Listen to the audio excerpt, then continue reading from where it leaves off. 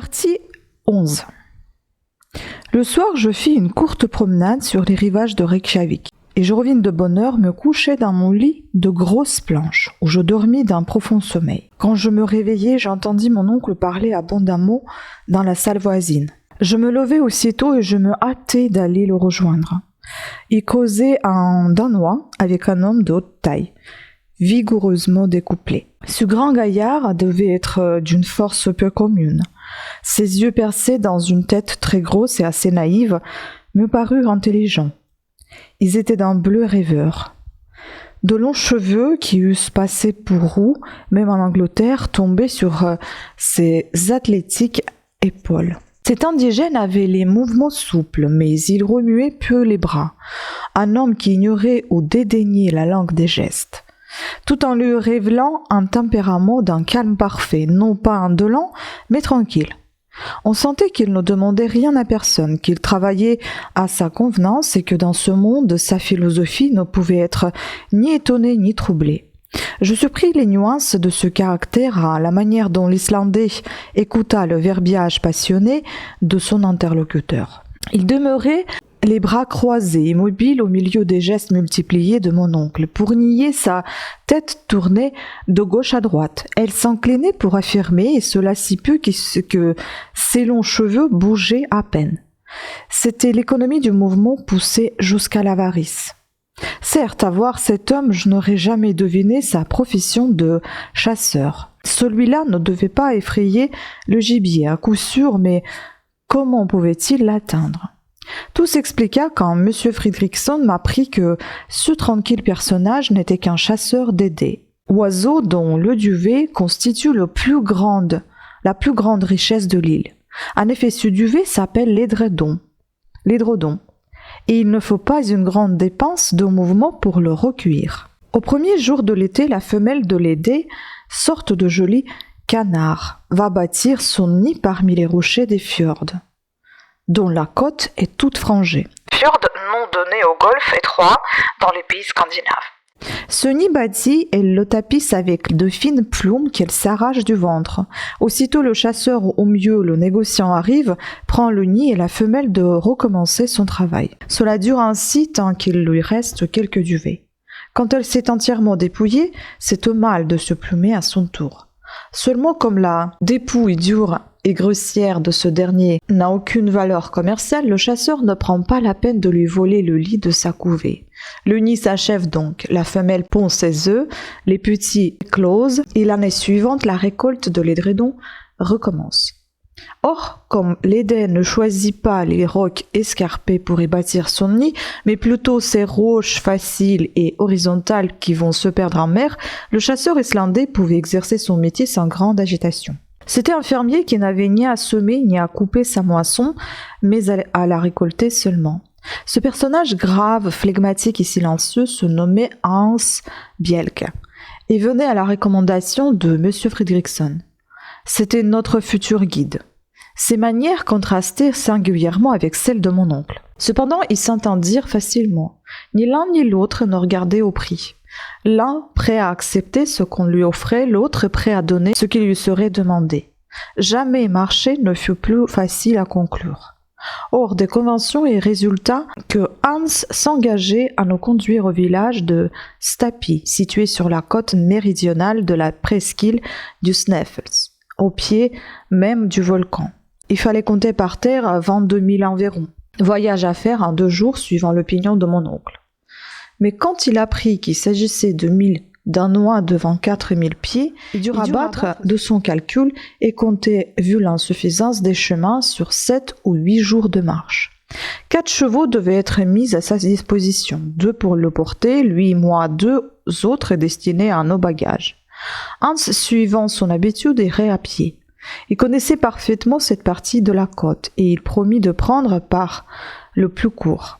Son engagement avec mon oncle n'expirait pas à notre arrivée à Stapi. Il demeurait à son service pendant tout le temps nécessaire à ses excursions scientifiques, au prix de 3 riksdal par semaine.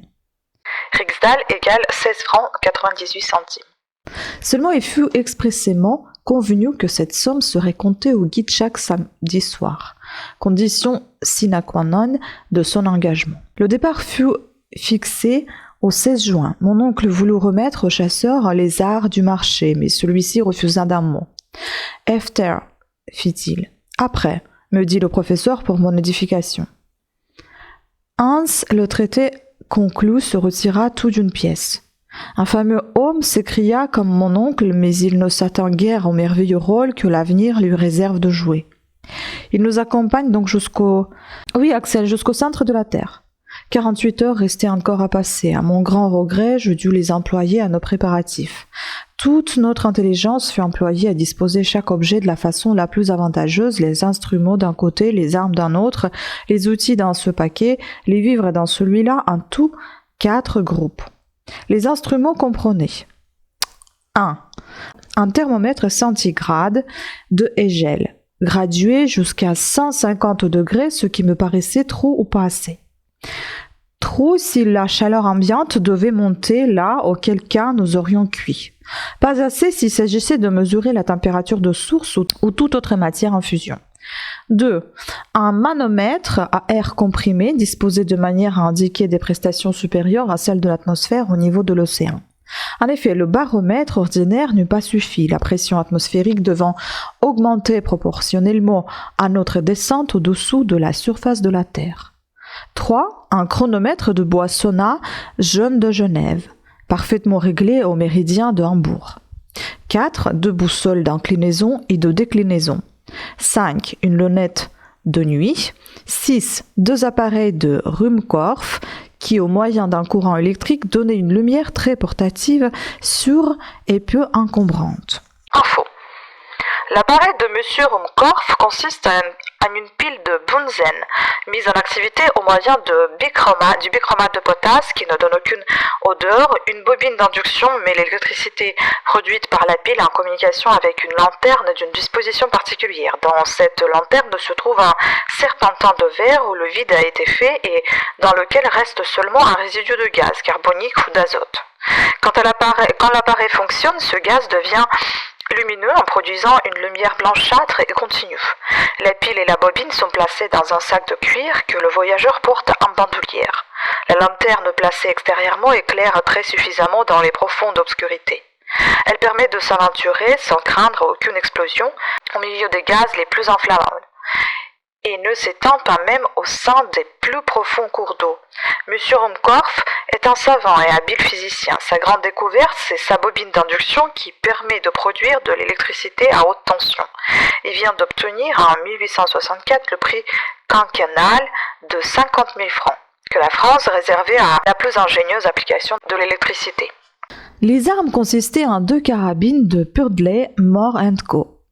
et de 2 revolvers Colt. Pourquoi des armes ? Nous n'avions ni sauvages ni bêtes féroces à redouter, je suppose, mais mon oncle paraissait tenir à son arsenal comme à ses instruments, surtout à une notable quantité de fulmi-coton inaltérable, à l'humidité et dont la force expansive est très supérieure à celle de la poudre ordinaire. Les outils comprenaient 2 pics, 2 pioches, une échelle de soie, 3 bâtons ferrés, une hache, un marteau, une douzaine de coins et pitons de fer et de longues cordes à nœuds. Cela ne laissait pas de faire un fort colis car l'échelle mesurait 300 pieds de longueur. Enfin, il y avait des provisions. Le paquet n'était pas gros mais rassurant car je savais qu'en viande concentrée et un biscuit sec, il contenait pour 6 mois de vivres. Le genièvre informait toute la partie liquide et l'eau manquait totalement, mais nous avions des gourdes et mon oncle comptait sur les sources pour les remplir. Les objections que j'avais pu faire sur leur qualité, leur température et même leur absence étaient restées sans succès. Pour compléter la nomenclature exacte de nos articles de voyage, je noterai une pharmacie portative contenant des ciseaux à lame mousse, des attelles pour fracture, une pièce de ruban en filet cru, des bandes et compresses, du sparadrap, une palette pour saigner, toutes choses effrayantes, de plus une série de flacons contenant de la dextrine, de l'alcool vulnéraire, de l'acétate de plomb liquide, de l'éther, du vinaigre et de l'ammoniac, toute drogue d'un emploi peu rassurant, enfin des matières nécessaires aux appareils de Ruhmkorff. Mon oncle n'avait eu garde d'oublier la provision de tabac, de poudre de chasse et d'amadou, non plus qu'une ceinture de cuir qui portait autour des reins et où se trouvait une suffisante quantité de monnaie d'or, d'argent et de papier. De bonnes chaussures rendues imperméables par un enduit de goudron et de gomme élastique se trouvaient au nombre de 6 paires dans le groupe des outils. Ainsi vêtu, chassé, équipé, il n'y a aucune raison pour ne pas aller loin, me dit mon oncle. La journée du 14 fut employée tout entière à disposer ces différents objets. Le soir, nous dînâmes chez le baron Trump en compagnie du maire de Reykjavik et du docteur Hjaltalin. Le grand médecin du pays, M. Fredriksson, n'était pas au nombre des convives. J'appris plus tard que le gouverneur et lui se trouvaient en désaccord sur une question d'administration et ne se voyaient pas. Je n'eus donc pas l'occasion de comprendre un mot de ce qui se dit pendant ce dîner semi-officiel. Je remarquai seulement que mon oncle parla tout le temps. Le lendemain 15, les préparatifs furent achevés. Notre hôte fit un sensible plaisir au professeur en lui remettant une carte de l'Islande, incomparablement plus parfaite que celle d'Anderson. La carte de M. Olaf Nicolas Olsen, réduite au 1 480 000, est publiée par la Société littéraire islandaise d'après les travaux géodésiques de M. Schill Frisak et le levé topographique de M. Björn Gunnlaugsson. C'était un précieux document pour un minéralogiste. La dernière soirée se passa dans une intime causerie avec M. Fredriksson, pour lequel je me sentais pris d'une vive sympathie, puis à la conversation succéda un sommeil assez agité de ma part du moins. À 5 heures du matin, le hennissement de 4 chevaux qui piaffaient sous ma fenêtre me réveilla. Je m'habillai à la hâte et je descendis dans la rue. Là, Hans achevait de charger nos bagages sans se remuer, pour ainsi dire. Cependant, il opérait avec une adresse peu commune. Mon oncle faisait plus de bruit que de besogne, et le guide paraissait se soucier fort peu de ses recommandations. Tout fut terminé à 6 heures. M. Fredriksson nous serra les mains. Mon oncle le remercia en islandais de sa bienveillante hospitalité, avec beaucoup de cœur. Quant à moi, j'ébauchai dans mon meilleur latin quelques saluts cordiaux. Puis nous nous mîmes en selle, et M. Fredriksson me lança avec son dernier adieu ce vers que Virgile semblait avoir fait pour nous voyageurs incertains de la route. Et quoi cumque viam dederi fortuna sequamur. Chapitre 12. Nous étions partis par un temps couvert mais fixe. Pas de fatigante chaleur à redouter, ni pluie désastreuse. Un temps de touriste. Le plaisir de courir à cheval à travers un pays inconnu me rendait de facile composition sur le début de l'entreprise. J'étais tout entier au bonheur de l'excursionniste, fait de désir et de liberté. Je commençais à prendre mon parti de l'affaire. D'ailleurs, me disais-je, qu'est-ce que je risque? De voyager au milieu du pays le plus curieux, de gravir une montagne fort remarquable, au pis aller, de descendre au fond d'un cratère éteint. Il est bien évident que ce Saknussemm n'a pas fait autre chose. Quant à l'existence d'une galerie qui aboutisse au centre du globe, pure imagination, pure impossibilité. Donc ce qu'il y a de bon à prendre de cette expédition, prenons-le, et sans marchander. Ce raisonnement à peine achevé, nous avions quitté Reykjavik. Hans marchait en tête d'un pas rapide, égal, continu. Les 2 chevaux chargés de nos bagages le suivaient sans qu'il fût nécessaire de les diriger. Mon oncle et moi, nous venions ensuite, et vraiment sans faire trop mauvaise figure sur nos bêtes petites, mais vigoureuses. L'Islande est une des plus grandes îles de l'Europe. Elle mesure 1400 milles de surface et ne compte que 60 000 habitants.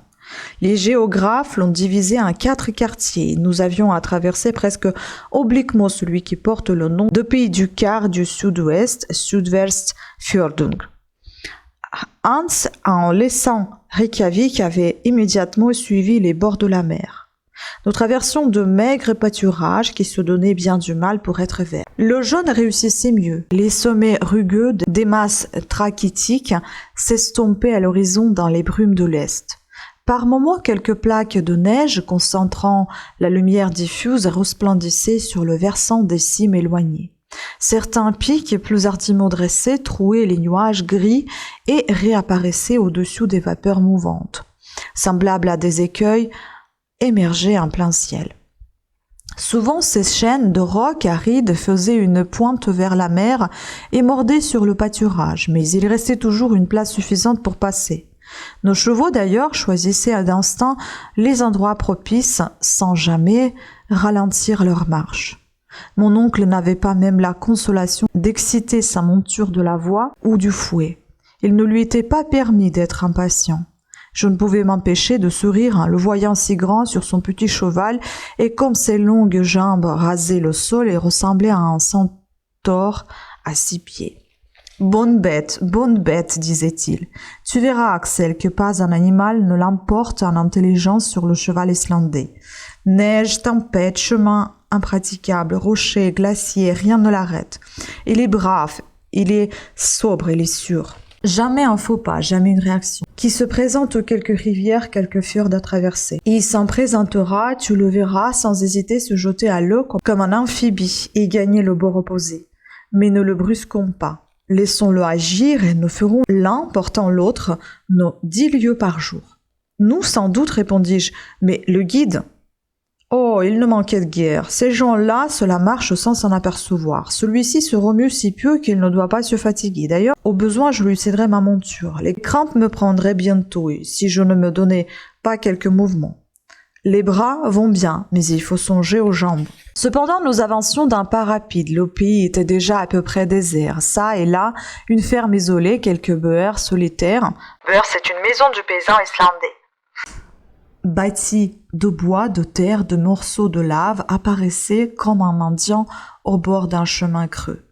Ces huttes délabrées avaient l'air d'implorer la charité des passants, et pour un peu, on leur eût fait l'aumône.